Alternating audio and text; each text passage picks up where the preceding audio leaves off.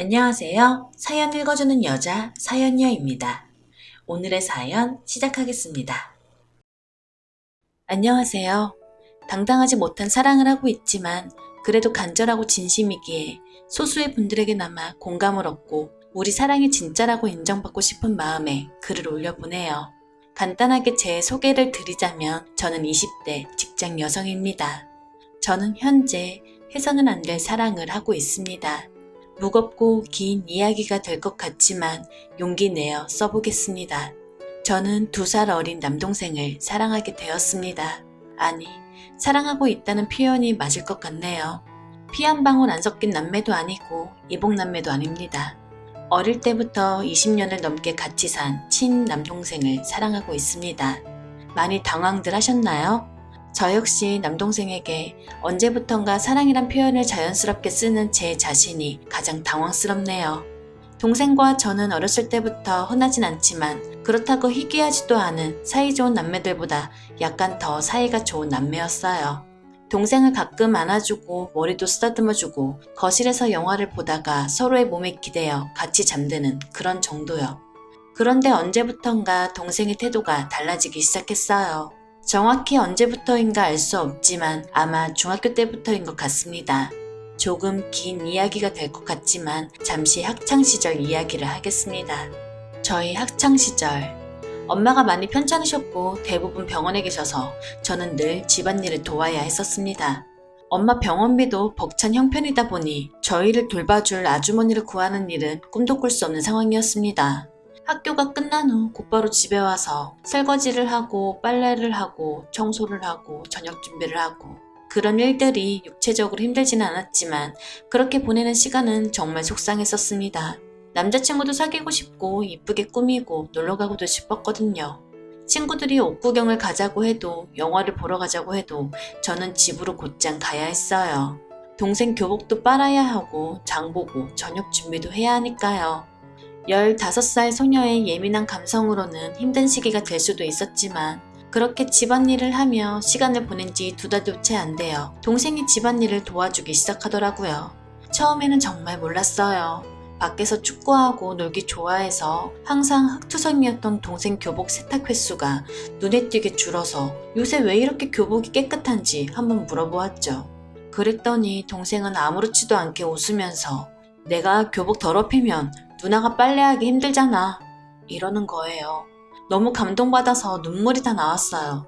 초등학교 때부터 축구를 좋아해서 항상 하루도 안 빠지고 흙투성이가 되어서 돌아오던 동생인데 그렇게 좋아하는 축구도 제가 빨래하기 힘들까봐 안 한다는 거예요.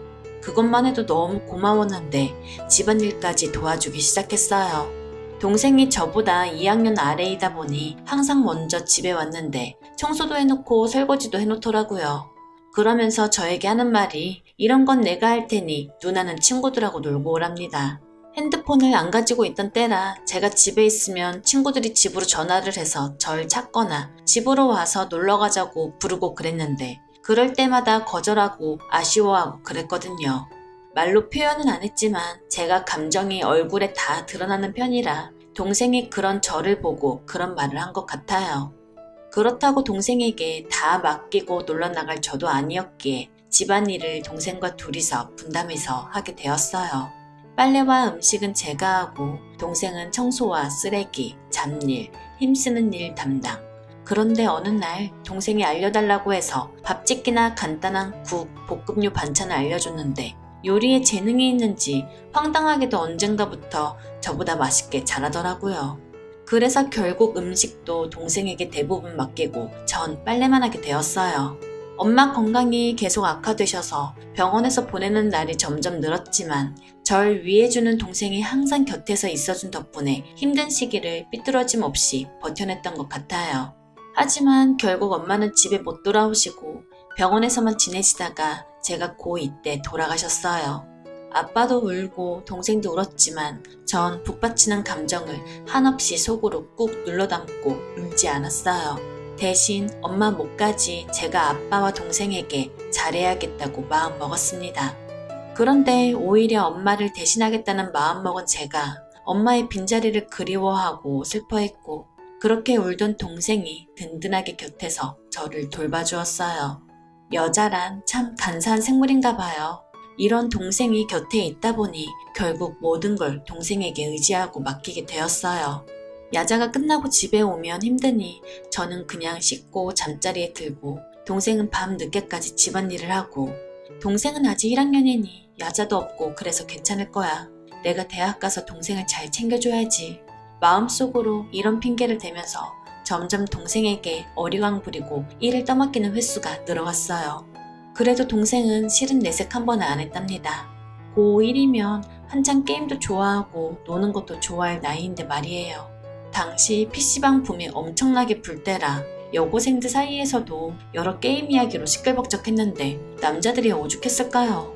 이때 생각하면 동생에게 너무 미안하고 가슴이 아프네요. 그래서 제가 수능을 잘 봤다면 그것도 아니에요. 원하는 곳에 갈 점수도 안 됐고 원서 넣은 곳은 다 떨어졌어요. 집안 형편 때문에 재수하겠다는 말은 차마 못하고 있었는데 아빠가 먼저 1년 더 해보라고 말씀을 해주셨어요.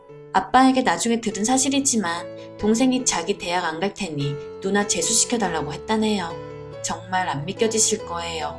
이런 동생이 세상에 어디 있을까요? 아빠가 차라리 무리를 하시더라도 동생 대학 갈 비용으로 대신 저를 재수시키고 그럴 분은 아니지만 당시에 고민을 안 하시진 않으셨을 거예요. 엄마 수술비에 병원비로 진 빚 때문에 많이 부담이 되셨을 테니까요. 그래서 전 재수를 해서 원하는 대학에 갔고 결국 동생은 대학을 못 갔어요. 아빠는 저도 재수시켜서 대학에 보내고 동생도 대학에 보낼 생각이셨겠지만 동생이 고3이 되자 동생까지 대학에 보내는 건 불가능이라는 걸 아셨을 거예요. 동생이 공부를 잘한 편은 아니었고 꿈이 의사나 판검소도 아니었지만 그래도 수도권 대학 갈 정도는 되었는데 저 때문에 전문대마저도 못 갔어요. 동생이 요리에 소질이 있고 좋아해서 그쪽으로 나가서 지금은 아주 잘 되고 있지만 저 때문에 대학을 포기한 동생에게 너무 미안하고 가슴이 찢어질 듯이 아파요. 이때 동생에게 미안한 마음 때문에 내 진심과 관계없이 보상 심리로 지금의 동생을 남자로 사랑한다고 스스로 착각하는 건 아닌지 수도 없이 고민을 해보았지만 답은 나오질 않네요. 왜냐면 동생은 제가 대학에 가고 나서도 제가 직장에 다니고 나서도 전만큼 아니 전보다 더 잘해주고 저를 아껴주었거든요. 대학에 가서 점심을 자주 사 먹을 돈이 없으니 학생 식당을 주로 이용했어요. 엄마가 아프시고 나서 가세가 기울기 전엔 그래도 부족함 없이 살았던 중산층집 딸이었기에 현재 처지는 생각 못하고 입맛만 까다로워서 학생 식당 밥이 맛없다고 자주 동생에게 투덜거렸어요. 집안 형편은 변한 게 없는데 꼴에 대학생 됐다고 반찬 투정하는 누나가 얼마나 보기 흉했을까요? 하지만 동생은 절 나무라기는커녕 며칠 후에 학교에 가려고 집을 나서는 저에게 도시락으로 답을 대신하더라고요. 아침부터 주방에서 달그락거리길래 시끄럽다고 뭐라 했는데 도시락을 받는 순간 너무 미안하고 기쁘고 목이 메었어요. 제 속마음과는 달리 제정신이냐고 고3이 힘들게 아침부터 이런 거 하지 말라고 퉁명스럽게 따지듯이 말했는데 동생에게는 안 먹히나 봐요.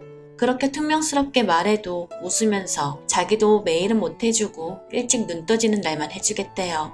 그런데 저는 알아요. 전혀 말도 안 되는 소리라는 걸. 저희 남매는 유독 아침잠이 많아서 엄마가 살아계실 때는 아침마다 우리를 깨워주시느라 전쟁이었어요.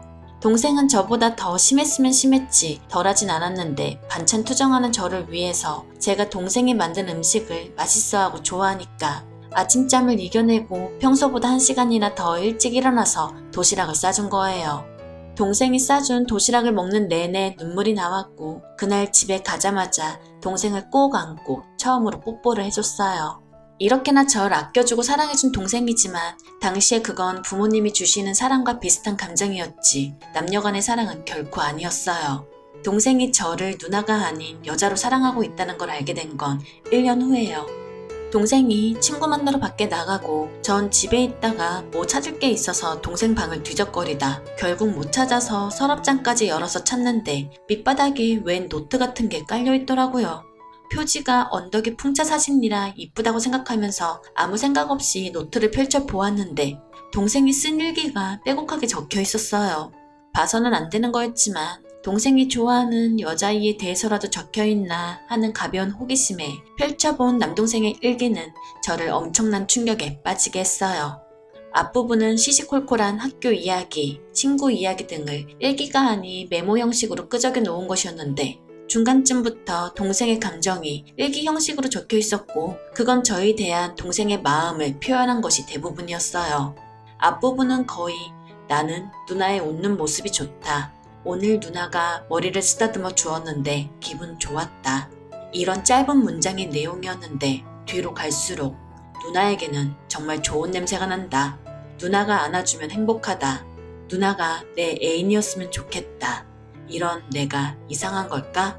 이런 식으로 표현이 들어가고 뒷부분은 대부분 친누나를 여자로 사랑하게 된 동생의 마음과 슬프고 괴로운 감정들이 그대로 다 드러나 있었어요.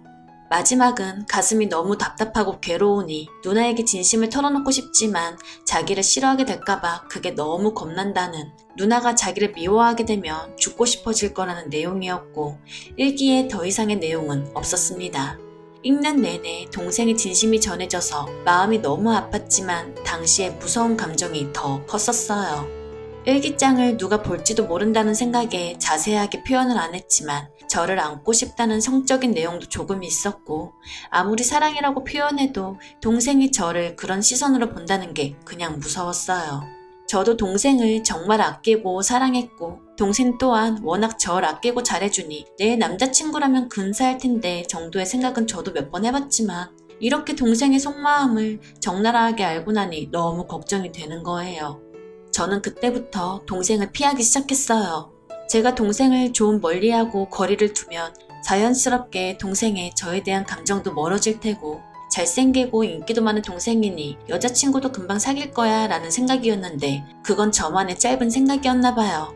동생이 눈치가 빠른 편이라 제가 의도적으로 거리를 두고 대화를 안 한다는 걸 눈치챈 다음부터 동생 쪽에서 과도하게 스킨십을 하려 하고 이유 없이 심술을 부리고 저에 대한 간섭이 갑자기 심해졌어요. 제가 먼저 안아주지 않으면 동생이 먼저 다가오진 않았었는데 먼저 다가와서 껴안고 오늘은 누굴 만났냐 부터 시작해서 이 시간까지 왜 안 들어오냐, 지금 남자랑 있냐 등등 이런 상황이 계속되다 보니 정신적으로 저도 많이 힘들어서 저는 전혀 마음조차 없었던 과 선배가 고백하게 되어 그 선배와 사귀었어요. 동생에게 보여줄 의도로 말이에요. 그리고 동생에게 대놓고 말했어요. 나 남자친구 생겼으니까 이제 나 좀 그만 귀찮게 하고 기분 나쁘니까 내 몸에 손도 대지 말라고. 슬프게도 동생은 저를 사랑하게 된 것뿐인데 동생과 대화를 나누고 현실을 직시할 용기가 저에겐 없어서 그런 식으로 동생을 대하고 말았네요. 제 말에 동생은 큰 상처를 받았는지 그 후 서로 대화가 눈에 띄게 줄고 저와 시선도 거의 안 마주치게 되었어요. 그렇게 되면 마음이 조금 편할 것 같았는데 막상 그렇게 되고 나니 그게 아닌가 봐요. 20년 가까이 다정하게 지내면서 서로를 의지했는데 대화조차도 단절되니 마음이 너무 공허한 거예요. 그래서 더욱 사귀는 선배에게 몰두했어요. 이게 사랑이다. 이 사람이 내가 진짜 사랑하는 사람이다 하고 스스로를 세뇌하면서요. 결국 저는 그 선배의 집에서 처음 사랑까지 하고 말았어요. 선배와 좀 더 깊은 관계가 되면 이 뻥 뚫린 마음이 치유될까 싶었는데 아니었어요. 선배 옆에서 자다가 깨서 멍하니 앉아있는데 눈물이 주르륵 흐르면서 첫사랑의 통증보다 마음 한구석이 미치도록 아픈 거예요. 동생이 너무너무 미치도록 보고 싶어서 바로 택시 잡아서 집으로 돌아왔어요. 늦은 시간이라 자고 있는 동생 얼굴이라도 보고 싶다는 생각을 하며 택시에서 내리는데 동생이 집 앞에서 숨을 헐떡이며 울먹이는 눈으로 저를 쳐다보면서 뭐하다가 이제서야 오냐는 거예요. 외박을 한 적이 없는 제가 집에도 안 들어오고 전화기도 꺼져 있으니 걱정돼서 그 늦은 시간까지 저를 찾아 온 동네를 헤맨 거였어요. 감정이 복받쳐 올라서 동생을 끌어안고 한참을 엉엉 어린애처럼 울었네요. 동생에게 참 많은 것을 받았는데 저는 해준 게 아무것도 없더라고요. 그리고 동생이 제 인생에서 누구보다 소중하고 저 또한 동생을 사랑하고 있다는 걸 알았어요.